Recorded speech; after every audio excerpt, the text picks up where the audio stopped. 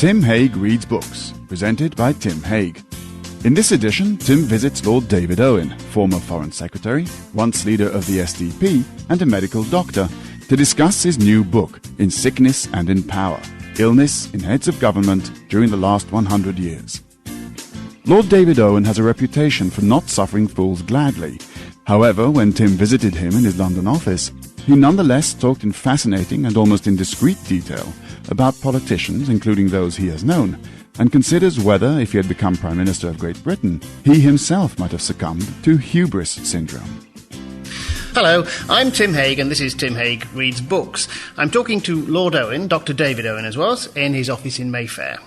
Lord Owen qualified as a medical doctor in 1962 and practiced as a neurologist until he went into politics. He was, among other things, the youngest Foreign Secretary since Anthony Eden, and later one of the founders and the first leader of the Social Democratic Party in Britain. He was sent to mediate in war-torn former Yugoslavia, to the amusement of his political opponents, who couldn't see him as much as a healing presence, but he acquitted himself to universal acclaim and earned the respect of the world for his efforts there. Lord Owen's new book is In Sickness and in Power, subtitled Illness in the Heads of Government During the Last 100 Years. Lord Owen, this is a brilliant idea for a book. Why has nobody done it before? There have been some books, actually, written by doctors, but they've not really had perhaps quite such a wider canvas and being aimed at a non-medical readership. I mean, I've been at great pains to explain medical terms. Oh, you have? And explain political issues for people, because I'm running the politics and the medicine together. Yes, of course, that is your sort of USP, isn't it? You are a proper doctor and a proper politician who's seen it all. So I often wondered, when you meet, because you've met everybody, when you meet the political leaders, do you look at them and think, aha, I know what your problem is, chummy? I try not to, but I've met some fairly extraordinary people in my time, and I mean, I negotiated with Robert Mugabe for nearly 3 years between 1997 and 1979. Must have been a joy. It was difficult. I mean, he is a zealot. He's a very interesting combination of a Jesuitically trained Catholic who was still going to Mass clandestinely in Mozambique while proclaiming and visiting China that he was a Maoist. And I think we have seen that conflicted personality and the zealotry emerge over the last few years with tragic consequences for everybody.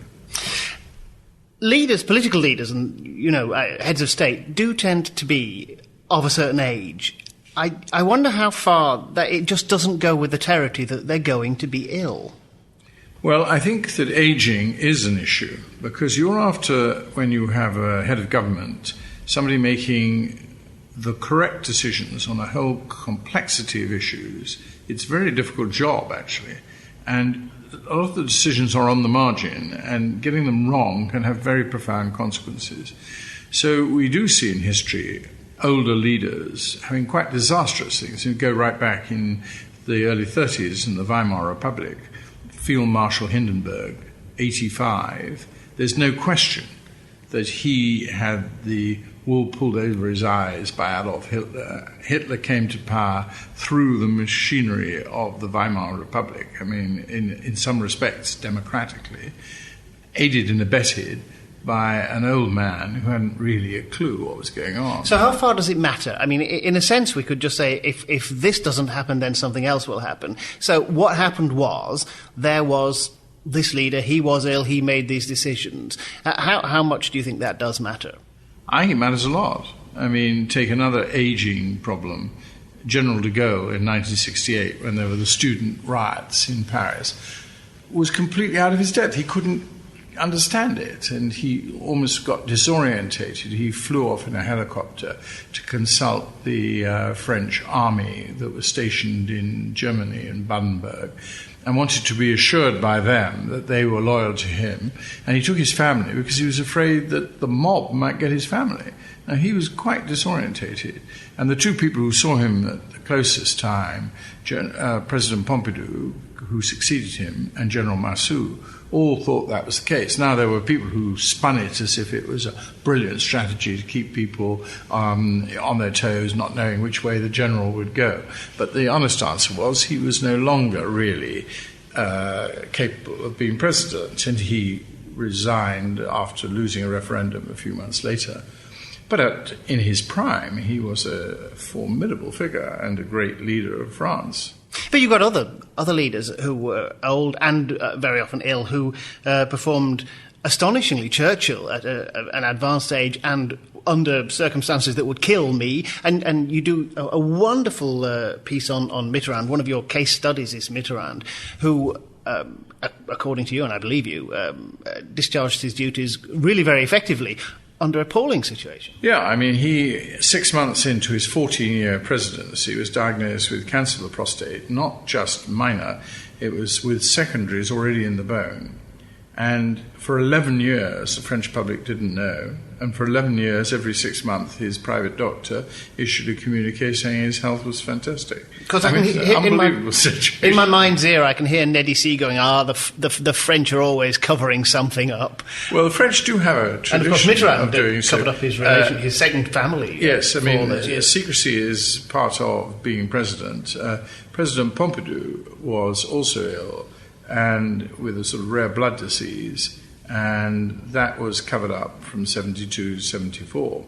And it is unfortunate that two features: leaders by and large do not tell the truth about their illness, and their private personal doctors lie on their behalf. Now, in fairness, the doctors have a problem. The Hippocratic Oath tells them to be loyal above all else to their patient. They have an individual relationship. The answer is that private doctors shouldn't be signing public communiques about the health of their patient. That should be done by independent doctors. But of course, the head of state wants their private doctor to give the spin to their health that they want them to give. Now, this is a dilemma. You've addressed this question in the book. You know that a private physician has this Hippocratic Oath, but you've come down on the side of arguing that the public interest is that the people should know the condition of the leaders. Yes, I think when the French doctors knew how seriously ill the Shah of Iran was, they should have told their President Giscard d'Estaing. I think they probably did. The problem was that Giscard d'Estaing didn't share it with his allies, the British and the Americans. So the British and Americans were shut out deliberately by the Shah. Deliberately, he did not call in British or American doctors. He was diagnosed in 1973. He was thrown out by the Islamic Revolution. Ayatollah Khomeini came in January 1979. Now, had that not happened, had the Shah been treated, gone off to Switzerland, a regency imposed, you might never have had the Iranian Islamic Revolution. And then I don't think you'd have had the Iraq-Iran war. I don't think you'd have had Al-Qaeda. You might never have had 9/11. I mean, the consequences are profound of simply just not knowing that a head of government is ill and not performing very well. A similar situation happened with the first president of Pakistan, Jinnah. He had terrible, bad, advanced tuberculosis of the lungs, and he fought for early independence for Pakistan from India. Now, which Nehru didn't want, of course. Nehru didn't want. The Congress Party didn't want. And Mountbatten didn't want. That wasn't part of his brief. That's why he swore his doctors to secrecy. If they had known, they would have flung out the negotiations. They would have gone. Actually gave Mountbatten 2 years. He didn't have to come up with a solution until the summer of 1948. By which time people would have known about Jinnah's tuberculosis. So the whole issue of people like you would have spotted it. Well, I don't know whether I would have spotted it. Tuberculosis is sometimes difficult, apart from losing weight, quite difficult to diagnose. But no, I mean, his private doctor was sworn to secrecy, and when his doctor told him he had to give up politics, drink, and smoking, he refused to give up any of them and pushed the accelerator on partition. And this was a Muslim who wouldn't give up drink and smoking in order to secure a Muslim state. Yes, he was a very dedicated, very able man, actually, and he genuinely believed that the Muslims required their own state. But I think history has shown that India has handled, apart from Indonesia and India has more Muslims than any other state. I mean, it is a very large country with a very large Muslim population living happily with Hindus and Buddhists. So I think that the doomsters who believed you had to have ethnic separation of the Indian subcontinent were wrong. This is really sort of the great man of history theory, isn't it? Because if we're arguing that things might have been different if Jinnah's illness had been known, are we not saying? I mean, we could say that there was a movement, a desire, a historical inevitability of an Islamic state where. Yes, you've got to be careful about. Professor Hindsight. It's very easy to cast oneself in that role. Also, the what-ifs of history. But, I mean, let's be more positive. Let's look at Kennedy. It's always puzzled me, how could this new young president make such a frightful botch-up of the Cuban insurgents going into Cuba, the fiasco of the Bay of Pigs, and also a frightful mess of his first meeting with Khrushchev in Vienna, and then a year later handle Khrushchev and the Russian missiles, which we now know also had nuclear warheads in Cuba, so well in 1962 in November. Now, the answer lies that his medical treatment and his own medical condition was completely out of control in 1961. He was taking recreational drugs. He was having his doctors in separate compartments. He was on amphetamines. Dr. Feelgood coming in and giving him these drugs.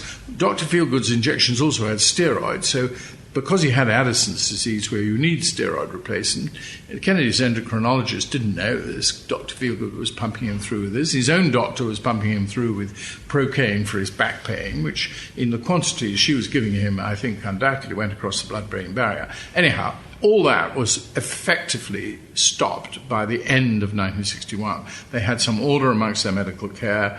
The lady doctor was pushed upstairs, so to speak. Kennedy was warned to stop going on taking amphetamine. He did, unfortunately, go on seeing Dr. Feelgood until nearly his death. But I think he was taking those drugs much less, whereas before he met Khrushchev in Vienna, he was having an amphetamine injection every day. I was grateful to your account of Kennedy's illnesses because I tried to read that book by Robert Dallek, which I found utterly undigestible. And you, and I wanted to say, did manage to make the medicine and the politics very, very clear for, I think, the general reader, which helps us out a bit. Can I turn you to a difficult question, and I'm going to tread on eggshells here and talk about madness a little bit. You cited an American study that has suggested that 29% of American presidents have had mental illness while they were in office, which seems an incredible number. It is incredible. 43, haven't they? It's a very serious study from Duke University, and I think it's true. Two of whom had bipolar disorder, or what we used to call manic depression. That's Theodore Roosevelt and Lyndon Johnson. Nixon was a definite alcoholic. Yes. And we know, of course, George Bush, W. Bush, didn't level with his electorate, and they discovered only 4 days before he got elected that he'd had a drunken driving charge, where you may say that's not too serious. But beneath that was the fact that he'd been an alcoholic in his late 30s, early 40s. Well, you always are an alcoholic, aren't you? If you have been. You might be a non-drinking one, but you're always an alcoholic. I think you have to treat people who have got an addiction as always potentially addictive personalities. And I think some of the problems of President George W. Bush, his inattention to detail and things like that, may well have its roots in some of the very different personality orders and psychiatric disorders. Attention deficit disorder is an adult condition, not just a childhood condition. And I raise some of these questions because the sheer hubristic incompetence of President George Bush and Tony Blair in conducting the aftermath of the military invasion of Iraq is breathtaking for its incompetence, and it can only really be rationally explained by people who don't want to listen because they know and are so certain of their own judgment that they ignored military advice to have more troops. They ignored political advice that they would lose their votes in the Security Council. They conducted themselves in a way which led to a total disaster. And we need to be able to spot this. Otherwise we'll have hubristic prime ministers and presidents leading us into further escapades. For example, Anthony Eden, at the time of the Suez Crisis and the fiasco there, at least was ill. I mean, he had had a botched operation for taking out his gallbladder. This led to him having periodic infections of the liver, had a temperature of 106 degrees before he made, 8 days before he made it, this decision, extraordinary decision for an Arabist to make, to have a clandestine operation with Israel. And he was also on uppers and downers, which is amphetamines and barbiturates. So the decision he took, which were totally out of character, were due to his medical condition. Of that, I have no doubt. But we never had an analysis of the Suez failure, so we never got to the real truth that he was on amphetamines. Oh, the country was just too traumatised.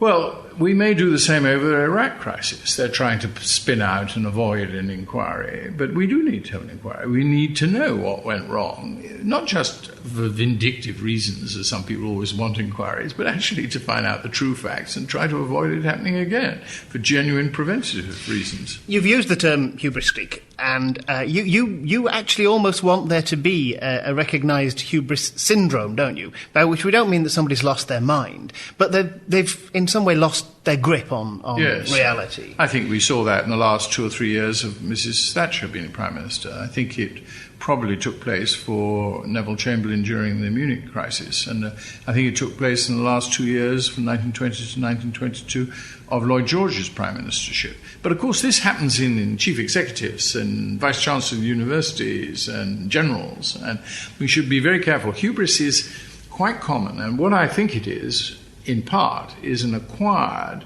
personality disorder. It comes with the office, the isolation, the building up, the feeling that you're not as other men and women, and you gradually begin to believe your own propaganda, and you live in this rather isolated cocoon, particularly now with all these security problems. And these people are developing the sort of super confidence the Greeks warned about with hubris, and nemesis has very frequently followed. Of course, what they're reflecting is that they are considering that nobody else is being asked to make the kinds of decisions they have to make, and it's a short step then to believing that nobody else could make those decisions. And they usually do make that step. And there was some of the rhetoric of, remember Bush flew in onto an aircraft carrier called Abraham Lincoln, steaming off the coast of California, not off the coast of Iraq. And he was in a flying uniform, arrived on this, and on the superstructure of the aircraft carrier was mission accomplished. This was May the 11th, 2003. I mean, anything more hubristic, it'd be hard to imagine, and complete and utter nonsense. At the very time when they were being warned that there was a breakdown of law and order in Baghdad, and the insurgency was already actually underway. Now, Blair didn't go quite as badly as that, but his own rhetoric was pretty extraordinary and pretty undiluted. So I think that we've got to be very careful about the dangers of this potential syndrome. Now, if it could be recognized by the medical profession, it'd be much more likely for alert politicians and journalists that this sort of thing can develop in a leader, and they'd be much more cynical and skeptical about them. The funny, strange thing was that for a long period of time, the press in Washington and in London gave these leaders a fairly clear run on. Tony Blair had a very good press for a long time, yeah. For a long time. And I think this is something we need to be alerted to, that actually Tony Blair got rid of the cabinet government right as soon as he became Prime Minister. There were 2 presidents, really, Gordon Brown dealing with the domestic and Blair dealing with the foreign policy. But even more important, after the 2001 election, he got rid of the machinery of government. He got rid of those elements which bring in together advice from the Department of Defense, Department of Foreign Affairs, the intelligence community, and you make a balanced judgment, which is also available to colleagues. All that was swept away. It was brought into number 10, highly politicized, and he was making all the decisions. He was, for a while, the President of the United Kingdom, and it was a disastrous presidency. What then are the characteristics of hubris syndrome? If we're going to make a start on bringing this in as a recognised syndrome... Well, supreme self-confidence is the fundamental thing. The Greeks always attached a lot of importance to contempt, and they found that very present in those sort of leaders and something which they disliked intensely. So the refusal to listen to advice? Yes, you don't need advice because you know what you're doing. Also, it's allied in the case of Bush and Blair to a rather fundamentalist Christian beliefs. And so you're almost in contact with your maker. You'll be judged by history or God, yes, rather than by your fellow man. And you're in dialogue with God too. So basically, this is an ancient sect. The pure can't lie. The pure are pure. I think you'll find I'm a pretty straight guy. Yes. You mean, yes. More or less. You might have become Prime Minister. You were a very eminent politician. You were obviously able and charismatic. How would you have coped? Would you have managed to avoid the syndrome, or would you? Well, I hope I would have. I think at times some people accuse me of megalomania, and I think we've got to be open about that, and I am in my book. But I think that what are the features why a lot of politicians are not hubristic or megalomaniac? The answer is a certain cynicism, humour. I think humour saved Churchill, and there are lots of things to cite in Churchill's humour, but I think that the one I like best is Lord Allenbrook describing him driving up through France towards Belgium, and he kept on asking to stop at the Siegfried line. And am I on the Siegfried line? They stop the car, right? Gets out of the car, and he opens his flies and has a P on the Siegfried line to show. I think that the humour is certainly one. The other one is cynicism, which is quite helpful. I think cynicism was something that stopped Franklin Roosevelt developing hubris syndrome. But at one stage into his second term, he wanted to get rid of the Supreme Court because it was a borrow. He tried to pack it. He wanted to expand it from 9 to 15, didn't he? He was realistic enough to realise that he'd gone too far, and he pulled back from it. So the other thing is a frank and friendly wife. Clementine Churchill wrote to him in July of 1940 saying, "You are impossible," And I know from myself, my wife will take me on more than other people will, and your children can take you on too, and flatten the ego. So I think these are all good things, but why do we have democratic controls? Why do we have cabinet systems? Why do we not allow a single dictator? Because we know the dangers. And it's not new. Bertrand Russell talks about the intoxication of power. Lord Acton's famous dictum, all power corrupts, absolute power tends to corrupt absolutely. It is true. And we still make the mistake of allowing it to go unchecked. And Nixon was an alcoholic as president. Decisions were taken in the middle of the night by Kissinger and General Haig while he was upstairs comatose out of alcohol. General Haig was also not a shrinking violet. But he wasn't a head of government, but he was Secretary of State. You remember he came in after the attempt to assassinate Reagan and sort of said, "I'm in control here." Actually, he got his constitutional history wrong. The Secretary of State was not in control. But these are all things to watch for. I mean, we want leaders to be decisive. We want them to lead. And yet we are not taking sufficient account of the fact that they can easily get out of control. And we need these controls. One of them is to have independent doctors assessing them before they even get elected. Another is to have regular medical assessments when they're in office, and a mechanism to get rid of them. The American Constitution, through the 25th Amendment, can get rid of a president in office. And it's a choice of Congress. It mustn't be a choice of doctors. You don't want doctors setting themselves up as God and getting rid of particularly democratic leaders. That must come through a democratic process. But doctors must be able to engage with it, be aware of the dangers of it, have identified the system, and the physician who comes in will able to call in experts on the functioning of the brain and testing of the brain and testing of cognition. On top of this, there's this question of drugs. There are new drugs now that enhance the activity of the brain, which are given to children to help them with attention deficit disorder. You can bet your bottom dollar the politicians are already taking these now. We'll hear about it in 20 years' time. Politicians are the ones who take the high achievers, people on making big money on Wall Street or in London, Canary Wharf. They're probably on these drugs. What they used to be was amphetamine, and now is a modern drug. And they're ahead of the game. The Dr. Feelgood hasn't ceased with the death of Dr. Max Jacobson. There are Dr. Feelgood equivalents in all the capitals of the world wanting to make leaders feel more powerful, more energetic, stay up all night, extra sex. These are people are peddling these potions, and we've got to be aware of the fact that high achievers are very often susceptible to their both their drugs and their advice. Lord Owen, thank you very much indeed. In Sickness and in Power is published in Britain by Methuen at £25 and in America by Prager Publishers at $44.95. That was Tim Haig Reads Books, presented by Tim Haig. Tim Haig Reads Books is a Green Shoot production. More details can be found at www.green-shoot.com, or Tim can be contacted on tim@green-shoot.com.